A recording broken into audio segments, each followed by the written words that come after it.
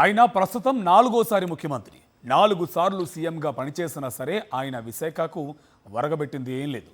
జగన్ పాలనలో వచ్చిన ప్రాజెక్టులను తనవిగా చెప్పుకుంటూ ప్రచారం చేసుకుంటున్నారు.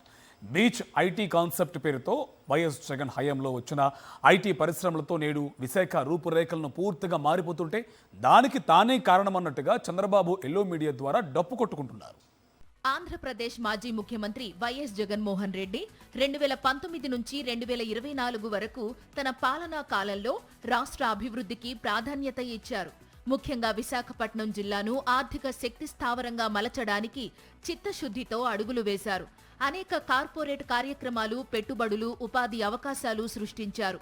విశాఖపట్నం దక్షిణాసియాలోని ముఖ్యమైన ఓడరేవు నగరంగా ఉండడం వల్ల దీన్ని ఐటీ, ఫార్మా, టూరిజం ఇండస్ట్రీలకు హబ్గా మార్చడానికి గత ప్రభుత్వం ప్రత్యేక దృష్టి పెట్టింది. ప్రపంచానికి ఏపీని కనెక్ట్ చేయడానికి విశాఖపట్నానికి అన్ని అర్హతలున్నాయని గత ముఖ్యమంత్రి వైఎస్ జగన్ భావించారు. ఆ మేరకు అనేక నిర్ణయాలు తీసుకున్నారు. విశాఖపట్నం జిల్లాను పెట్టుబడులకు ఆకర్షణీయ గమ్యంగా మార్చడానికి గ్లోబల్ ఇన్వెస్టర్స్ సమ్మిట్ వంటి పెద్ద ఈవెంట్లు నిర్వహించారు. 2023 మార్చిలో గ్లోబల్ ఇన్వెస్టర్స్ సమ్మిట్ ఏపీ వ్యాపార వాణిజ్య చరిత్రలో ఒక మైలురాయి. ఈ సమ్మిట్లో 352 ఒప్పందాలు జరిగాయి. దాంతో రాష్ట్రానికి వచ్చే పెట్టుబడుల విలువ 13 లక్షల కోట్లకు పైగా చేరాయి. వీటిలో సుమారు 39% ఒప్పందాలు ఇప్పటికే పెట్టుబడులుగా మారాయి.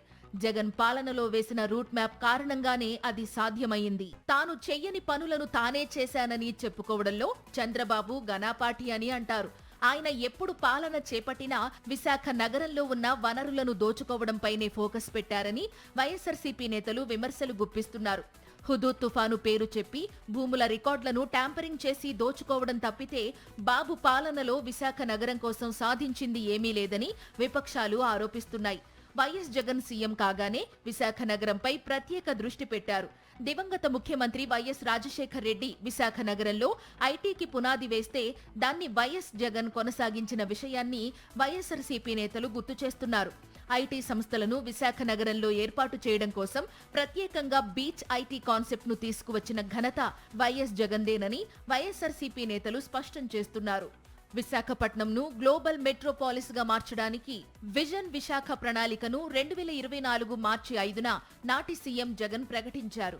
10 సంవత్సరాల ప్లాన్ కు మొత్తం 1.05 లక్ష కోట్ల పెట్టుబడిని నిర్ణయించారు. వైజాగ్ నగరాన్ని అభివృద్ధి చేయడం ద్వారా ఆ నగరం రాష్ట్రానికి డెవలప్మెంట్ గ్రోత్ ఇంజన్ గా ఉపయోగపడుతుందన్న వాదనను జగన్ పలు సందర్భాల్లో బలంగా వినిపించారు. విశాఖను హైదరాబాద్, బెంగళూరు, చెన్నై నగరాలకు ధీటుగా తయారు చేస్తే రాష్ట్రానికి ప్రయోజనమని భావించారు.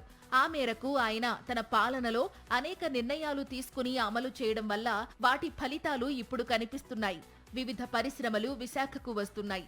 అయితే అదంతా తన ఘనతగా చెప్పుకోవడానికి యథావిధిగా చంద్రబాబు ప్రయత్నించడాన్ని చూసి రాజకీయ విశ్లేషకులతో పాటు సామాన్య ప్రజలు కూడా ఆశ్చర్యపోతున్నారు.